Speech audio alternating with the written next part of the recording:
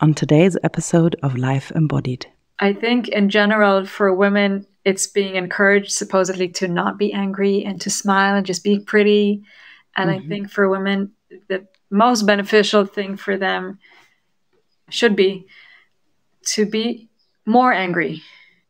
Because there is a lot of things that we need to be angry about. For sure. So being on your period is actually, or being in that PMS stage is actually a time where it's even recommended to, listen to that rage and respect it and work with it. Again, it's not culturally appropriate for you to be angry, but I think the world can really gain from it.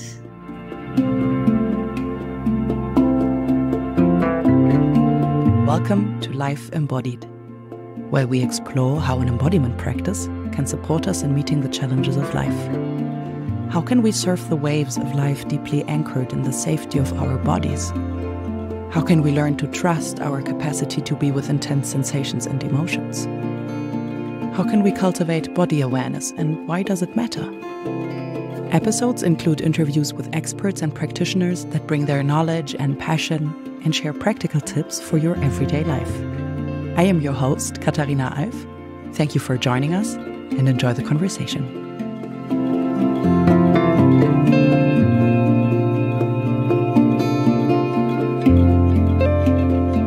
Welcome, everybody, to today's episode of Life Embodied. My guest today is Daphna Mavor. She's a practitioner of complementarian and alternative medicine based in Tel Aviv, Israel. She supports people that struggle with psychosomatic diseases, food intolerances, and especially illnesses connected to the menstrual cycle, such as endometriosis or premenstrual dysphoric disorder, PMDD, and fertility issues. Her academic background is in biology, and she holds a Master of Science in Epidemiology, Preventative Medicine, and Public Health. The tools she uses in her work with clients include the IPEC method, which is short for Integrated Physical Emotional Clearing, kinesiology, and acupressure. So, welcome, Daphna. Hi, thank you for having me. I'm so glad you're taking the time. Yeah, the first question that I ask my guests is, what is it like being you today, maybe specifically, but also in general? What is the physical experience of being your body? That's a nice question. I'm on my period now, so that is what's going on with my physical body. I had 2 kids in a pretty short amount of time, so this is my second period in a few years. So it's welcome nice. Back. Yes, exactly. So it's nice and nice to be back. I missed it. It was also surprisingly painful.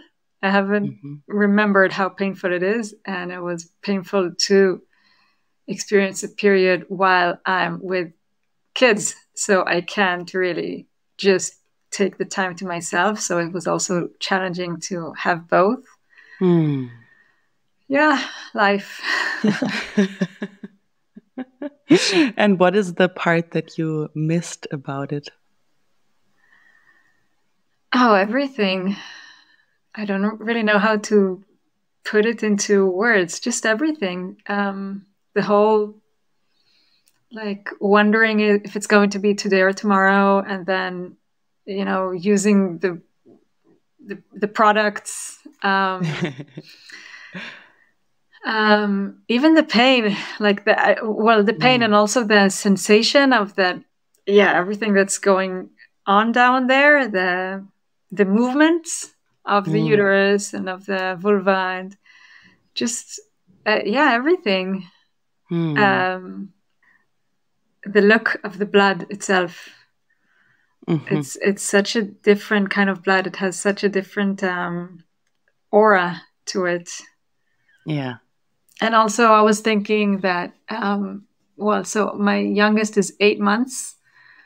So I was also thinking that I'm shedding a lot of things that were building up from his pregnancy, and only now they're shedding. So I assumed that the pain was related to that as well, because there was a lot of physical and emotional, like letting go of a lot of tissue of more than a year. Yeah. Wow. Yeah. Yeah. That sounds like a very cleansing experience in a way. It's, I believe, and that's what I work with, that menstruation is a cleansing process anyway. It's even beyond cleansing. It's just like processing everything that's been happening, growing my baby and the birth, and letting go of that, and the pregnancy and the placenta. And so it all happened in the past, but it also like almost happened this past few days, because this tissue was awakened again and let go. So it's such a wonderful opportunity. Yeah, thank you for sharing. What a way to lead us into this conversation. Yeah. Good timing. Yeah. I want to tell the listeners how we met, because it was a very special moment for me, and influenced my work immensely. Even though it was such a short moment. Yeah. And so it happened. This was way pre-pandemic. I think it's almost 5 years ago, maybe 4.5. Was it? Yeah. Because I just started out as a practitioner. I think I was about to be done with my studies, and I was really at the very, very beginning. Oh. And I worked with a woman for the first time who had just had her endometriosis diagnosis. And she was in shock, basically, about the diagnosis of being, quote unquote, like chronically ill and having to deal with this issue now. And all the news that come with it, like, oh, what about my fertility? But does it even matter? And this is mainly what we worked on. Like, we worked on the scars, and we worked on rebuilding her trust. But she didn't really get better. Like, she was still in pain. And I was really wondering, like, what is going on? And before I met her, I never heard of endometriosis. And so I was really like curious and also a bit frustrated that I couldn't figure out how to help her. And then I met you. And I met you through my bodywork teacher, Sophie. I think you two were having a lunch date, and I was meeting her after. And I arrived while you were still there, but there were like it felt like 2 minutes that you were still there before you left. I think it was just 2 minutes. Yeah. And Sophie said, "This is Daphna." And Daphna, she works with endometriosis. And I was like, okay, this is my moment.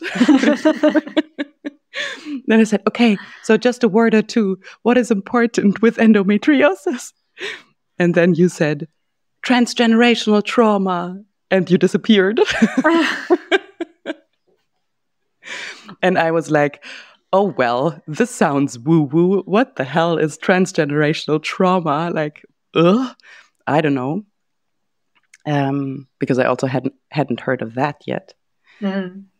And then I met up again with my client, and I told her, like, yeah, so I met this woman, and she said transgenerational trauma. And I don't know what I think about it, but, what the hell? Does it ring a bell with you? Like, anything coming up? And she was like, yeah. So my grandmother experienced some stuff, and then she told me that story that I'm not going to share here because it's her story, but she told of the intense sexual trauma her grandma experienced. And while she told that story, I could feel my own womb contracting, and like the physical and the emotional pain resonated so strongly in my body. And I was like, and I don't even know that woman. Yeah. And I can feel it so much. And yeah, that's the collective feminine pain. yeah, it was such a strong experience. And I was like, okay, so that's definitely a first very real layer of transgenerational trauma. Like my body physically reacts to this. And and she told that story. And before that session, she would always almost fall asleep when I would touch her lower belly. Like she couldn't be present in her lower belly, or she couldn't stay awake while I was paying attention to her lower belly.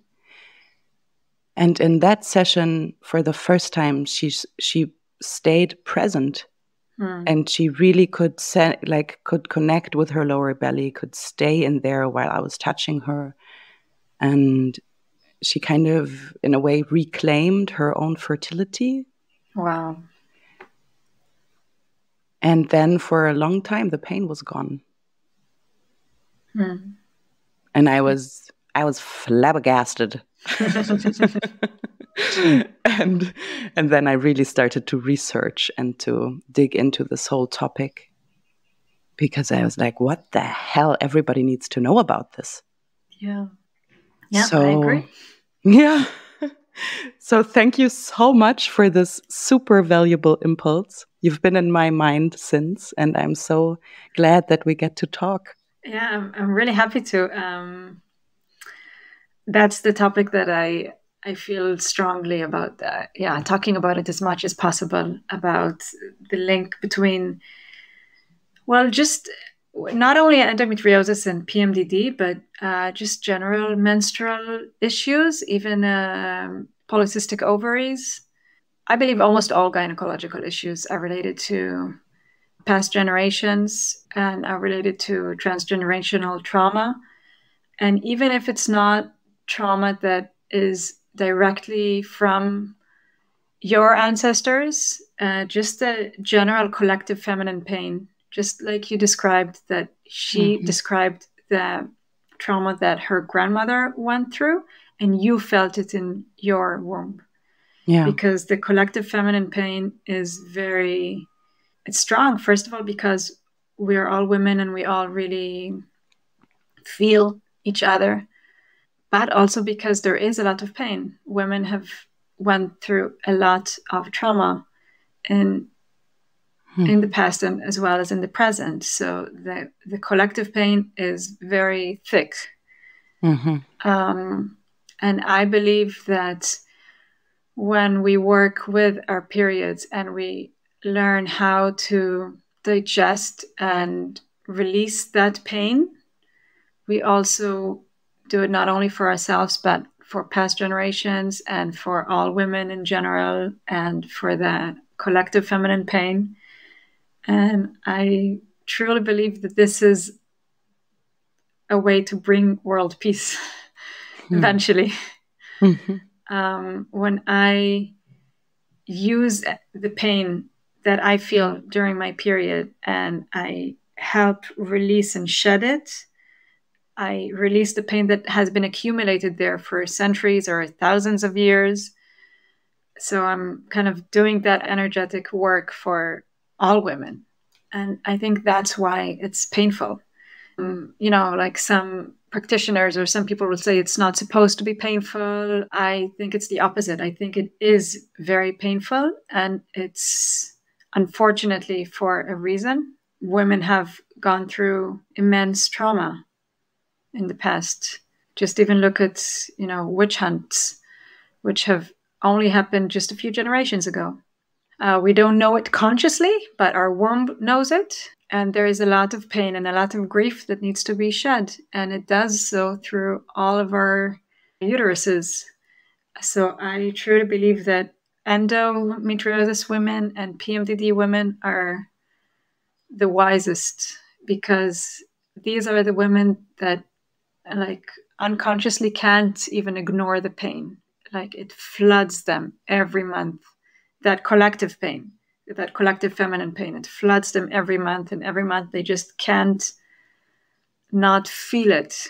But then they're met with Western society, which tells them that they should perform at work every day the same, and they're supposed to just be normal meaning like be more masculine in your behavior, and it's not synchronized with their natural cycle and natural synchronicity, so it clashes, and then it becomes even more painful. And like with PMDD is let's just explain for a second. It's a condition that's kind of like a very, very severe state of PMS, meaning these are women who would feel immense mood swings for almost the entire cycle.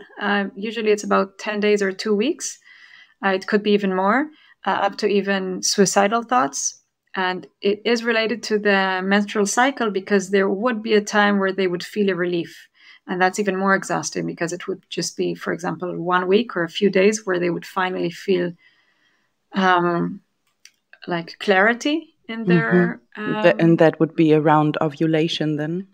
Well, for each woman, it's different, but it is related to the menstrual cycle, meaning it's repetitive.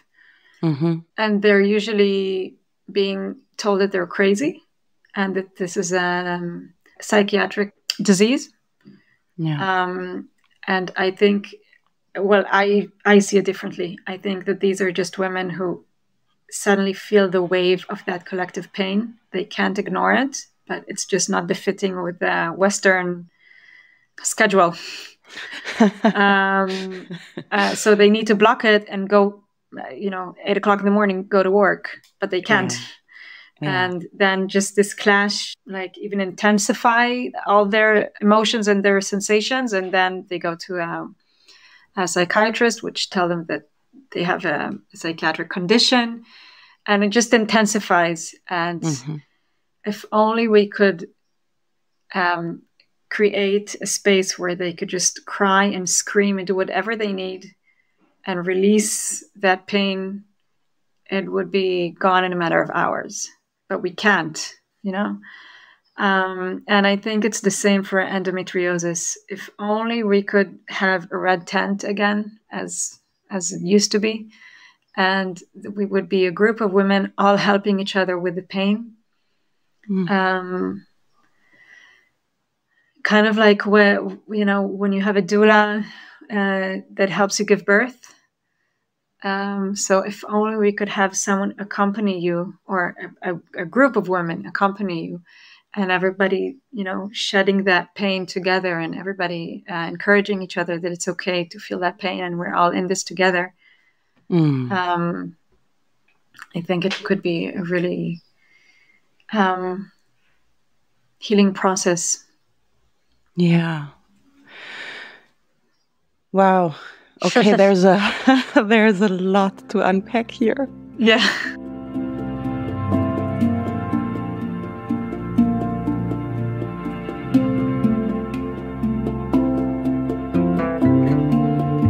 So first of all, how does the pain get there? Like, I mean, there are many layers, I guess, to how transgenerational trauma or collective pain manifests. There are more scientific ones. There are more like things that we experience, perceive, but that are not necessarily researched yet. But yeah, can you maybe explain a bit like the different levels of how does this kind of trauma manifest in a body today? Yeah. So I usually give 2 examples. The first one is I always like to talk about the link, the generational link of the eggs that we have in our ovaries. And then I also really like to talk about mitochondrial DNA. So I'll start with the eggs, if it's okay. Sure. So the egg is something that is built throughout 3 generations of the maternal ancestors, and I'll try to give an example through myself. So I was pregnant with my daughter, and that was 2019. So I built all of her organs in my womb, right? I built her hands and legs and kidneys and liver and ovaries. And in the ovaries were her eggs. So all of her eggs were created in 2019. One of these eggs will become my grandchild.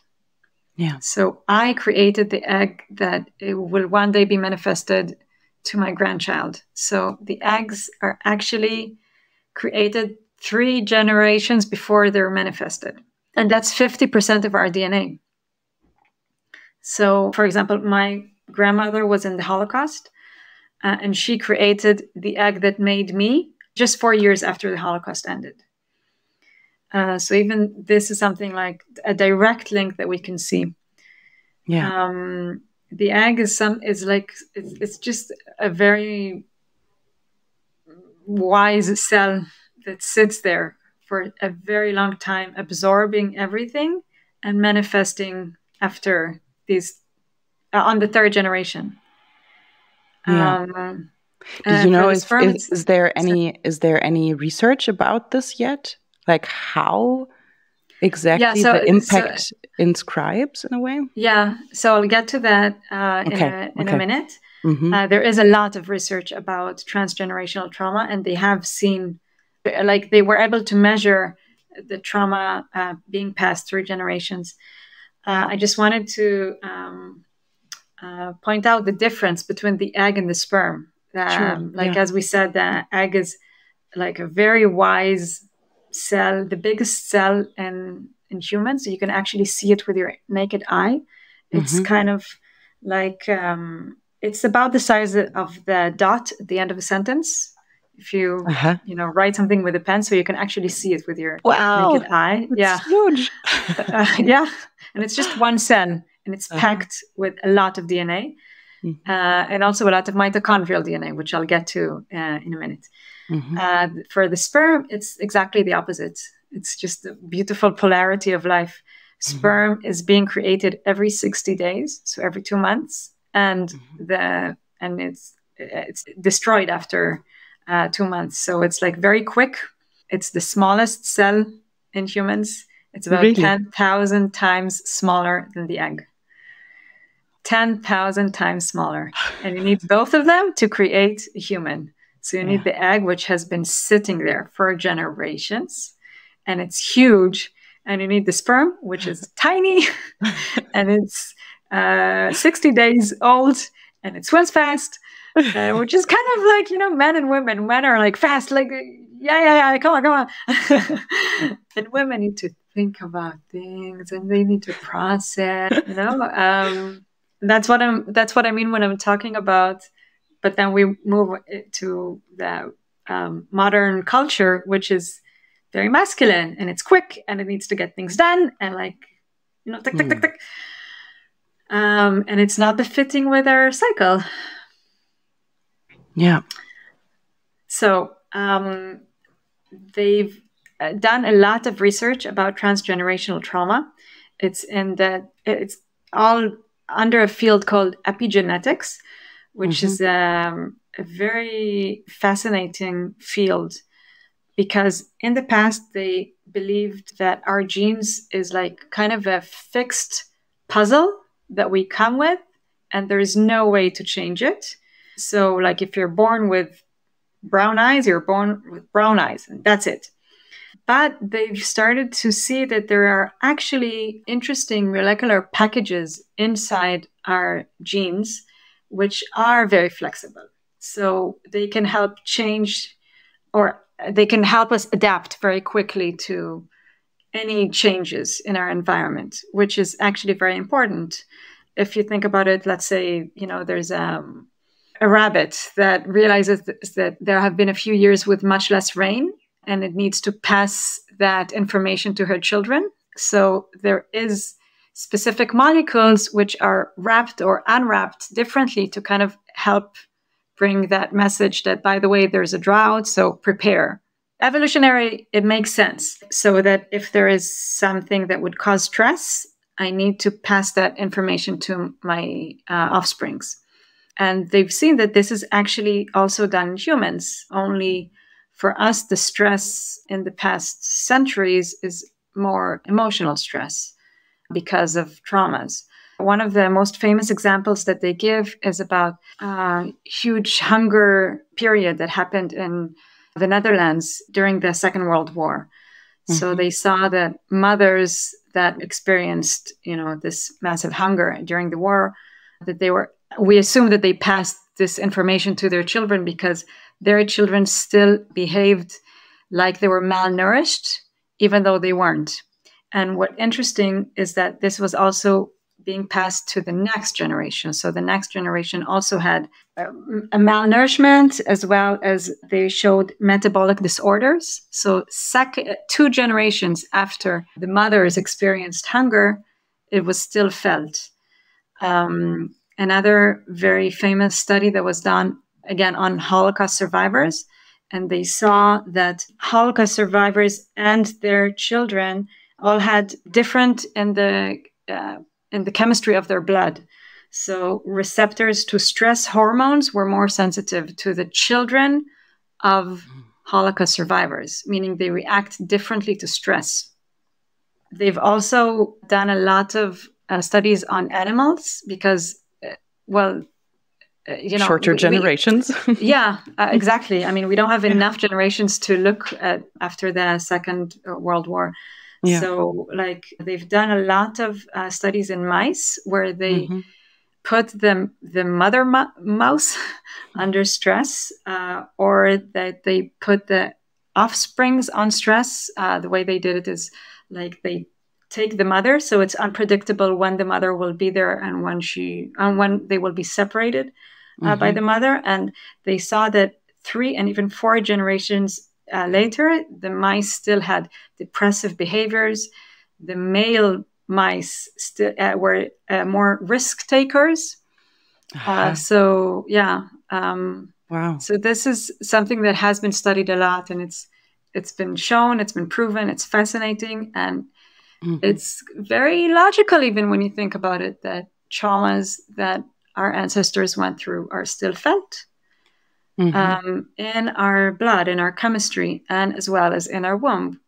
The womb is such an emotional organ, and it's an organ that builds a lot of tissue. Every cycle, we build a tissue that is 10 times bigger than it was just a few weeks ago. Because after we shed all the blood, it could be even 1 millimeter thick. And then after 2 weeks, it would be 10 millimeters thick. And it's the way it sheds is not in a symmetrical way. It's not like every month you grow 10 millimeters and then you shed 10 millimeters. It's so every month you grow, and then some of it gets shed in the left side of the womb, and the right side still doesn't. So, and then the next month, you got really? I didn't know that. It's not symmetrical. So at some point, you're actually even shedding something that's been stuck there since you were 14, for example. So when we are being suddenly flooded with emotions every time we get our period, it's a lot of tissue that has been there for who knows how long, or it could have been there since you were an embryo. Another interesting thing, if we're already talking science, is that it's been shown that a woman that she's on her period, all of her senses are a bit more dull, meaning her sense of smell, hearing, and sight is a bit less sharp, meaning it's kind of like how women always describe that they have a brain fog? Yeah. So it's real. The sensory system is a bit more closed off. And I think it's also why the red tent did used to exist, because this was a time for ancient people that it wasn't safe to just be out there, because the woman wouldn't be able to smell, hear, and see the lion approaching. And all women were also synchronized. Maybe that was also a reason that let's put all women together when their sensory system is not that sharp. Let's all of us protect them, and they can all focus on shedding everything together and then coming out again and having their sensory system sharp.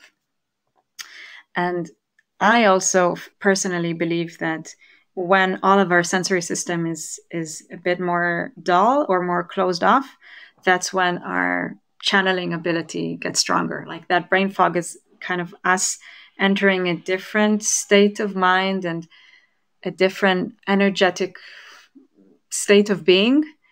And this is a wonderful time to use to like go somewhere differently in your head and channel that collective feminine pain and shed it through you. Yes. So this is about the 3 generations of the egg that we discussed. Another topic that I really like to talk about is the mitochondrial DNA, which is, so in every one of our cells, we have our own DNA. And then we also have a tiny structure in each of our cells, which is called mitochondria, and it has a different DNA. Mitochondria is what helps us gain energy, like when you eat something and then it gets somehow translated into energy. So the mitochondria does that. And back in evolutionary times, the mitochondria used to be a different kind of cell or a different kind of creature that entered into our cells, and kind of we developed a symbiosis with it. And that's what gives us energy. But because it's originally a different creature, it has different DNA. And the DNA is completely separated from our DNA. We just have it in each one of our cells. And the interesting thing about this creature, the mitochondria, is that we only receive it from the mother. So only from eggs, not the sperm. Oh, wow. I didn't know. Because the egg comes with mitochondria. They both come with, but when the sperm enters the egg, it drops all the mitochondria outside and only enters the human DNA. We don't know why, but we see it in every creature on Earth, that the sperm drops the mitochondria outside and only enters the human, the creature DNA. So we don't know why, but if it's happening throughout the animal world, it must be very important. Yeah, that it only comes from the mother and not the father. And the mitochondrial DNA changes very, very, very slowly. Like the mutation rate is so slow that you can actually use it as a clock. Because if we know that there is a mutation only once every, let's say, 3,000 years, then you can actually use it as a clock to see when the first mitochondrial DNA of women started to be. And this was actually done. They've shown that there was a woman that lived around 150,000 years ago in East Africa, that all of humans are descendants of her. What? Yes. So she's called the Mitochondrial Eve, like Adam and Eve. It doesn't mean that there weren't any humans or Homo sapiens before, but that none of them survived. So all of the humans that exist are descendants of her, that first woman in East Africa 150,000 years ago. Well, so that's crazy. That's super crazy. Yeah. And we all have her DNA. And now just think of what that DNA felt of women in the past 150,000 years ago. And all of us feel it, men and women, because even men received that DNA from their mother. They won't pass it forward, but they received it from their mother. And again, we can all agree that women have went through a lot of trauma. And it's in our DNA. Yeah. And then we have a time every month where all of our sensory system is a bit like foggy. And this pain gets flooded up.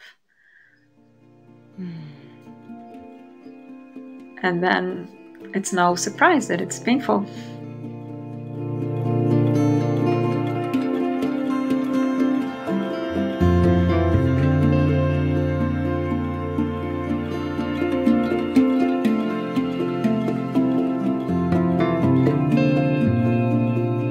Endometriosis is a condition where the cells of the uterus, for some reason, migrate to different areas of the body. Usually it would be in the pelvic or the stomach area, but it could be even in the lungs, or in rare cases, even in the brain.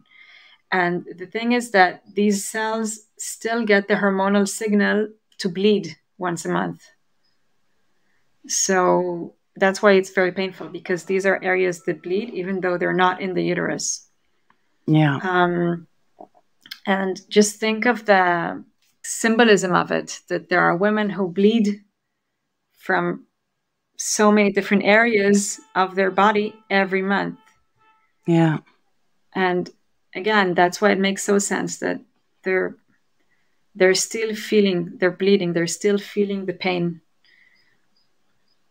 Yeah. Yeah.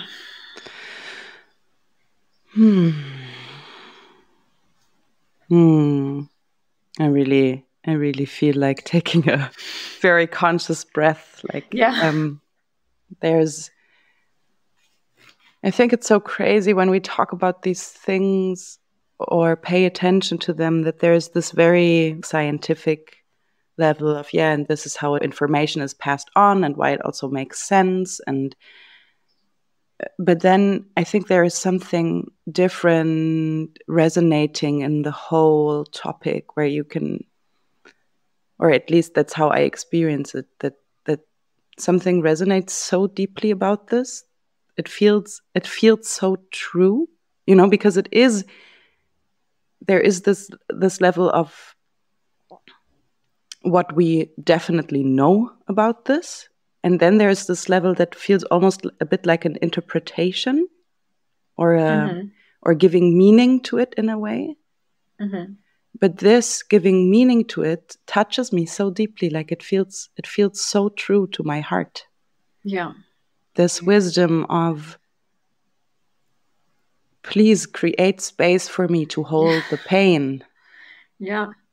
Please make it safe to grieve, to process, to, like, this is sacred. Mm-hmm. And I deeply feel that this is true, and I experience it with other women, and mostly women, but also other people that menstruate, like really this collective experience in it. Yeah. And I feel that this is where I struggle with, because there's this clash with the Western culture, and we're not synchronized anymore. Even if we did create a red tent, we're not synchronized anymore. It's not like all of us, when the moon is empty, can come together and shed the blood, because one will be on the pill and one is and the light is just like in cities, the light is just so disturbing that you can't resonate with the moon, because I think there's been a recent study that shows that, yes, it is actually true. We do resonate with the moon. Yeah. I mean, but we can't see it anymore. So it's a 28-day cycle, because it's connected to the moon. It's our biological clock, but we're not synchronized with it anymore. And also, we're not synchronized with each other, because we can't, just life. And it's hard.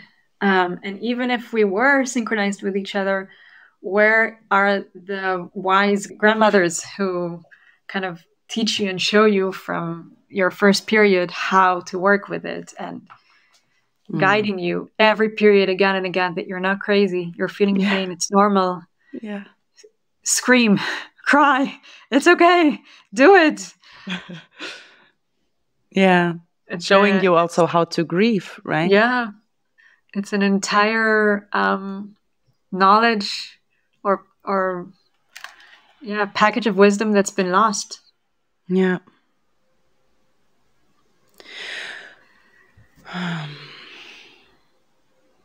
So how do we grieve? How do we help people to grieve? How do you help people to grieve? I always try to encourage women that, first of all, to try to take that time to themselves when they can. The wonderful thing about being on a period that it happens every month. So if you can't take time this month, you have next month. It's okay.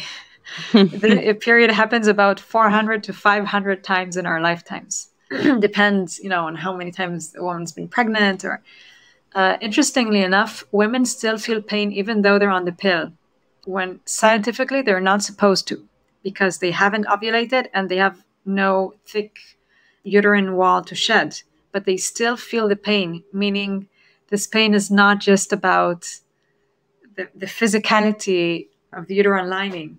Even the pill can't unsynchronize the synchronicity and the connection to that collective feminine pain. So even a woman on the pill can do that. So I always encourage women to try to find the time, and if they can't do it this month, then they always have next month. For each woman, that special time is different. For one woman, it would be exactly when she's starting to bleed. For another woman, it would be the PMS time. So it could be, 2 days before her period starts, or even 10 days, or whenever, For every woman, there's that time where she suddenly is struck with this wave of, oh God. So that is the time to close the door, be with yourself, maybe put on some music, light a candle to, focus your attention. To start by taking really nice deep breaths when you're focusing not only on the inhale, but on the exhale, because you're shedding from your uterus, you're shedding energetically from your uterus if your period hasn't started yet, and you're also shedding from your mouth, so from your upper openings and lower openings. So you start by taking really nice deep sighs, a sigh from your upper lips and from your lower lips. So a really nice yeah. And so let's imagine again that, you're with a closed door, no one can hear you. You can do whatever you want. There's a candle, there's a nice music, and you're taking really nice sigh. Also, another thing that I like to encourage a woman to do is to use this funny noise that I'll demonstrate. To do like this horse sound with your lips, because the lower lips are connected to the upper lips. So when you release from your upper lips this, when you sigh, it also helps to relax the lower lips. The positions are to be either in a cat-cow position, as in yoga poses, or any position where it's working with gravity and not against gravity. So even if you need to lay flat, so laying on your stomach and not on your back, because we want the lower openings to be looking downwards. And then I really encourage the women to just move, because the uterus really, really likes to move. So imagine a woman like sitting on all fours and then moving from that to laying on her back, to doing a pigeon pose, if you know what that is in yoga, to laying on all fours again, all while she's sighing deeply and doing this sound and allowing whatever weird images to come up, even if they don't know what. Oh, wait, why am I thinking of my boyfriend since I was 14 suddenly? Or why am I thinking of my boyfriend's grandmother, or whatever, whatever needs to come up, and to allow any cry or any shout or any weird noise to come up, and to just go with it. And this is something really so, healing. Also, somehow being able not to be afraid of the pain. Sometimes the pain can be so big, that so huge, that you don't know if you'll be able to cross to the other side. The physical pain or the emotional pain, it could be almost overwhelming, but still go with it and cry whatever needs to cry out. And eventually you will come out of the other side. It's almost like what I'm describing now is kind of like almost a session of a woman in labor and being in contractions. And there is a time during labor where a woman, and this is something that's being described by every woman, that there is a time when a woman is in labor that she feels she's going to die. Yeah. Usually it's when the woman is 8 centimeters dilated. So something happens there where she feels she's going to die because the pain or the something is so big that it almost feels like I can't, but you can. Yeah. Yeah, I think it is really that the same transmitter that is released when we die gets released during childbirth. Like there's a moment in childbirth where DMT is released, and it's a transmitter that the brain releases when we die. So it actually feels like dying. And it's kind of the same when a woman's on a period, especially endometriosis women, that the pain is so big. It's so much that they feel they can't. And you can. And I know it's a lot to ask, but you can. If you don't have the energy for it because, you've had a tough month, then it's okay, take a painkiller. Let's work with it next month, or let's work with it next year. It doesn't matter. That's why we have this opportunity every month. But if you are curious and you want to see how to get into the zone and how to work with it, then that's my suggestion, to take the time to yourself, to play music, light a candle, be on all fours, sigh deeply, do these sounds, cry a lot, whatever needs to cry out. Go with the images that pop into your head and try to explore them and see what's going on here, and like travel with the wave. Yeah. And you can, if you want, you can do it every month.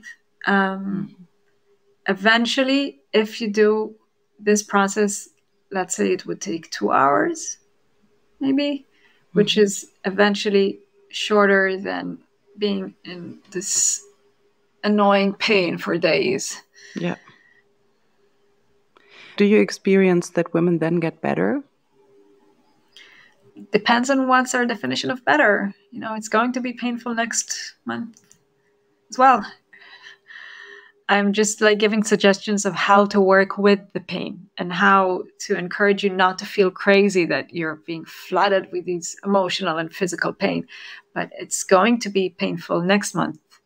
There is a lot of pain, a lot of collective pain that needs to be shed.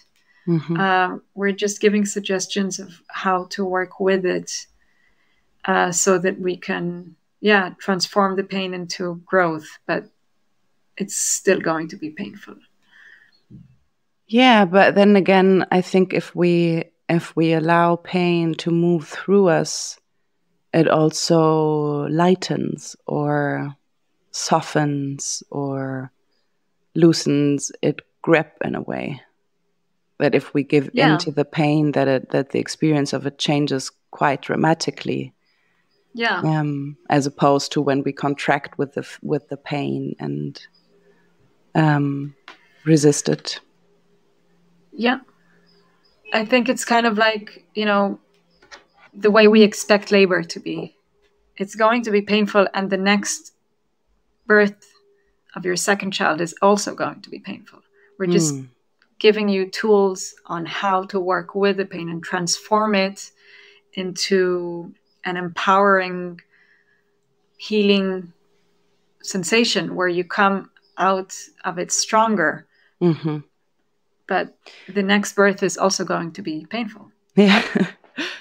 Yeah, but I think this is a very important aspect, right? The aspect of empowerment, that it's not just about pain and grief, and we get to experience pain and grief and pain and grief and pain and grief, but there is as if a treasure within it or behind it. Or how do you relate to this empowerment that comes birthed with the pain?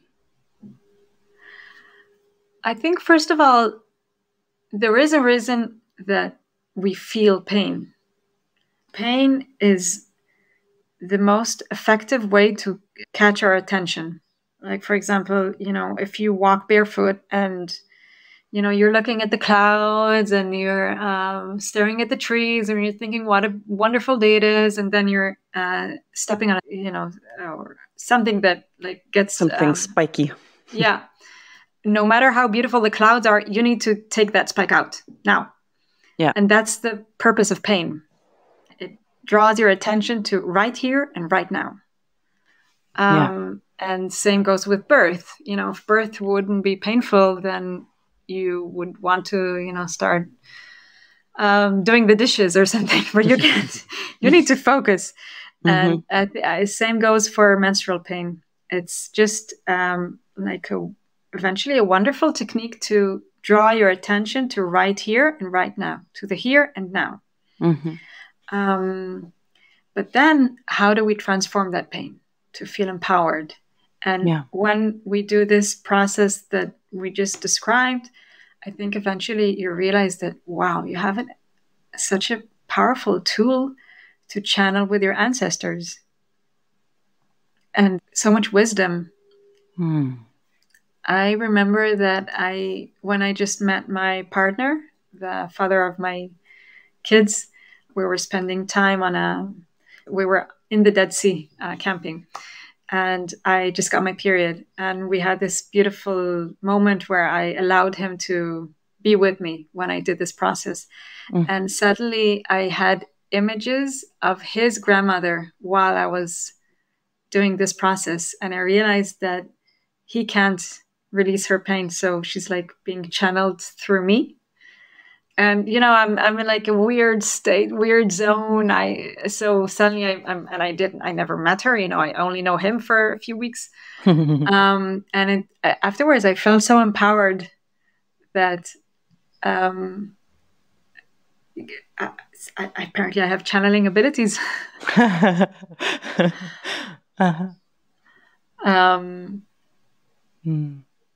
Yeah, I think it touches on something that I experience connected to pain, like not only menstrual pain. My menstruation, fortunately, isn't very painful for me, but I have other pains, and also emotional pain or heartache, breaking heart. Is that really that if we give in to pain and not resist it, that it has this huge connective quality? Like it's such a gateway into compassion with every creature, with every suffering creature. It also connects us so much to what we care for deeply, what is important to us, what we value, what our heart loves so dearly. And so I think it makes sense that that pain connected to our womb really has the potential to connect us to all women in a way. Yeah. And that's also beautiful, to be connected in that way. Yeah. I think also it's a lot to ask to to use the pain, because pain is hard, and it's hard for all of us. And we all have an instinct where when we feel pain, we all have an instinct of like, right? Where we're actually cutting off our breath. It's for some reason, it doesn't make sense, but we all have that instinct. Yeah. But it's not beneficial for us to stop breathing when the pain comes, to be like, oh, yeah. We want it to be the opposite. We want to take a good sigh, a good breath when we feel the pain, but it's non-instinctual. So it's a lot to ask to, just be with the pain, go with it. It takes a lot of courage. It's frightening. It's terrifying.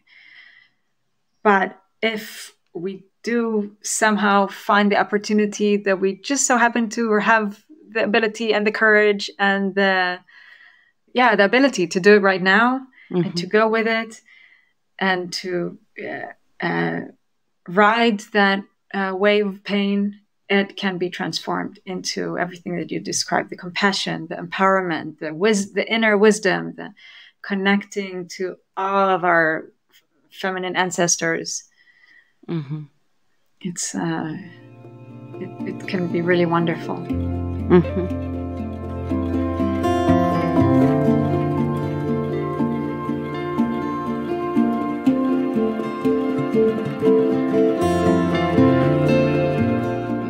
This touches a bit on a different layer of where, yes, transgenerational trauma is in our genes. Actually, we can witness it that way. But there's also this layer of learned patterns, that if you grow up with a mother that disconnects from her lower belly for whatever reasons, you will pick it up. Yeah. You will learn that this is how you relate to lower bellies. Yeah. And your body will learn from hers. And there's a lot of collective patterns as well, like sucking in of the belly, for example. Yeah. I don't know a woman who hasn't struggled with that. Yeah. And like all these picked up patterns creates a lot of tension and a lot of contraction around the area of the womb, of the lower belly, the vulva, even the anus, the pelvic floor. And this is something that we can also work with, right? To learn to let go of these kind of contractions, of the avoidance, like to really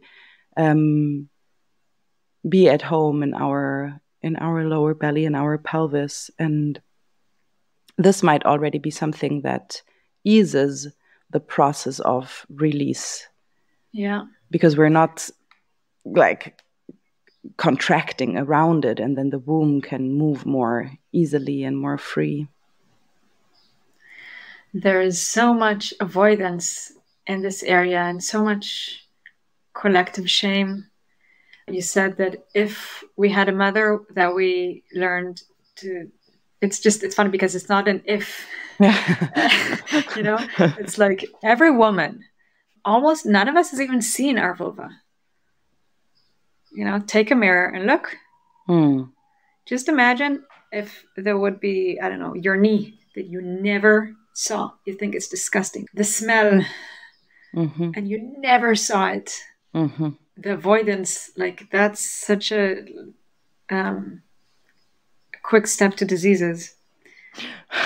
So how to disease? Yeah. Avoid. And we all avoid.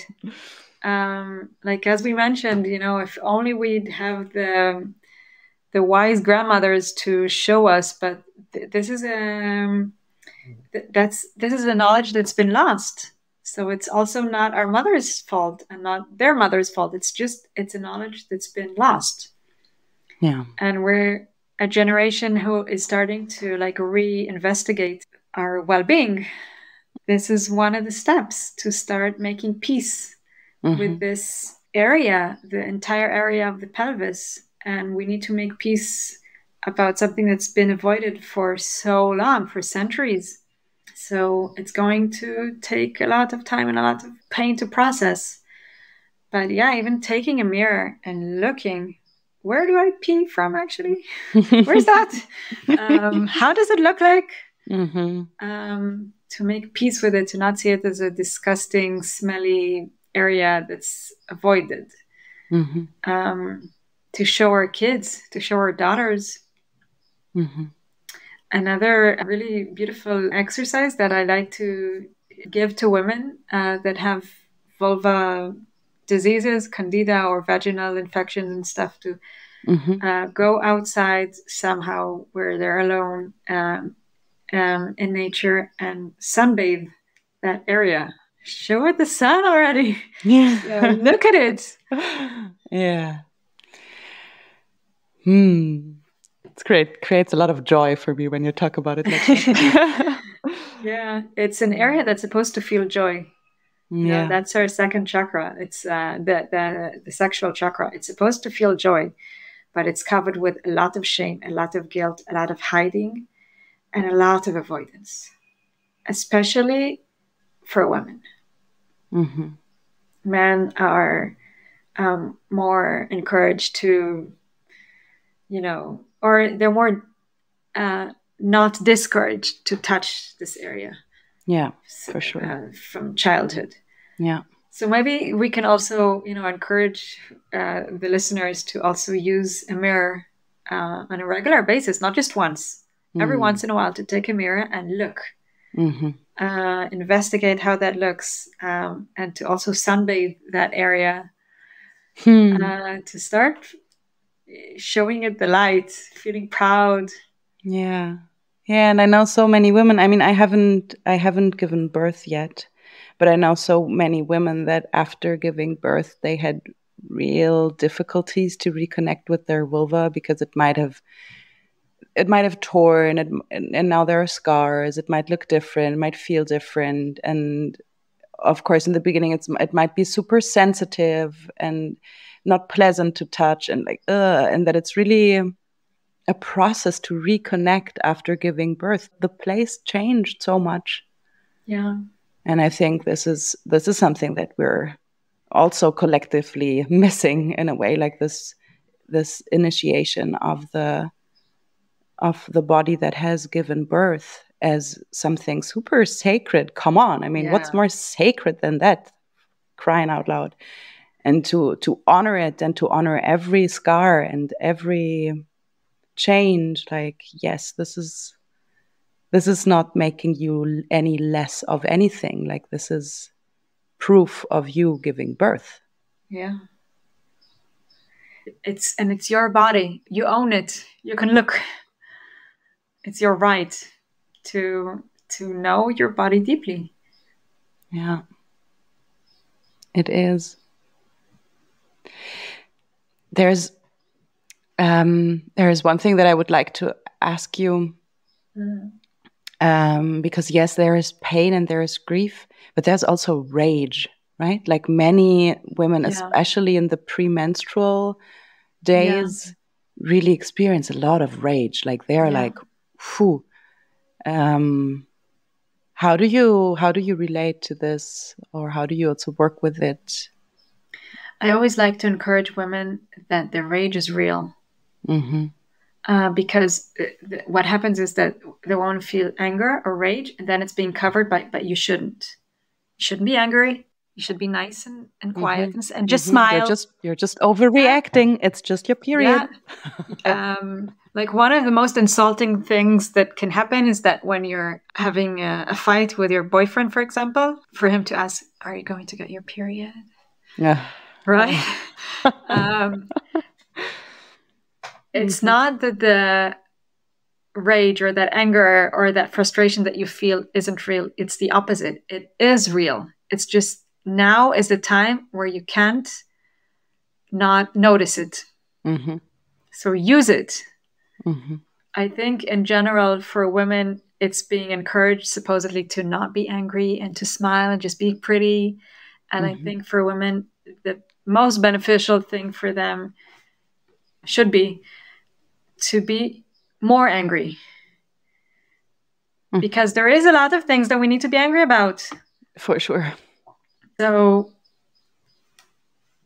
being on your period is actually, or being in that PMS stage is actually a time where it's even recommended to, listen to that rage and respect it and work with it. Mm-hmm. Again, it's not culturally appropriate for you to be angry, but I think the world can really gain from it. Yeah, and I think this is also something that we could support each other in. Yeah. If we, I mean, like both of these sensations, like pain and rage, there is a lot of fear around it because we're not used to allowing them, to trusting them, and then we're afraid of what will happen when we allow them. And we're afraid it might be too much, or it will rip us apart, it will rip others apart. And so I think it's I think it's great to have support in this. Yeah, it's not too much. It's necessary and it's needed, but it's maybe wanted to be silenced by others. Yeah. But yeah, so what? Rage on. Yeah, definitely. Yeah. Yeah, thank you for also really already bringing a lot of very practical things that people can do. Anything very important to you at the moment that we didn't talk about yet that you would like to address? Yeah, another questions I'm always being asked is about, but what about nutrition? About, menstrual pain. I have to say that I feel that we're kind of overusing nutrition sometimes as an excuse. I don't think that whether or not you drink coffee is going to achieve anything. I don't think, obviously coffee is not as healthy and so on, but it's just, I see a lot of women, who struggle with endometriosis, and then they go to all these cleanses, and then they feel so frustrated because, but why? I stopped gluten, I stopped coffee, and it's not about that. And sometimes it even helps you avoid that actual issue. The actual issue is the fact that there's a lot of everything that we talked about, this collective feminine pain. I don't know that, or at least I've never met a woman that was actually helpful. And I see all these discussions on Facebook groups, for example, about this herbal remedy or that, or there is no avoidance of the fact that there is a lot of pain and, as you mentioned, rage and grief to go through. Yeah, thanks for sharing your experience with this. So, where is a good place to get in touch with you if people are interested? Because you do also work online, right? Yeah, just maybe Google my name, Daphna with PH, Daphna Mavor, and I have a website and everything, and all the details are there. So I work with women one-on-one to try and pinpoint what their specific grief or pain talks like. And I also do a lot of workshops for women, like for groups of women. And then I always say that we practice on dry land because we're not synchronized. So we cannot all be on our periods, but I always like to bring women together, and then we practice on dry land, all these movements and all these pain releasing techniques that I've been describing. And then I tell them to go home and practice it by themselves when the time is right. Again, for each woman, it would be on a different time of the PMS or being on their period. And the feedback that I receive is always so beautiful. Yeah. There's a lot that can be done. Yeah. Yeah, for sure. Daphna, thank you so much for your time and sharing your experience and your knowledge. Thank you so much for creating this platform. It's very needed. Thank you.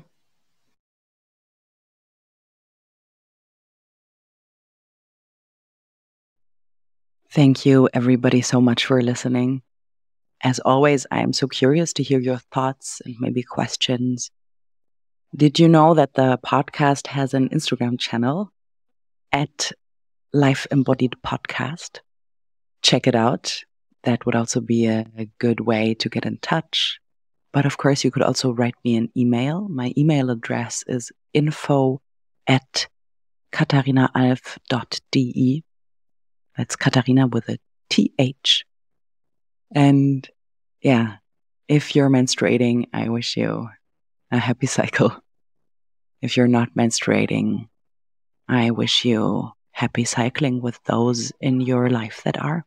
If you like this podcast, then please like it, share it, subscribe to it. It means a lot. And see you back in 2 weeks.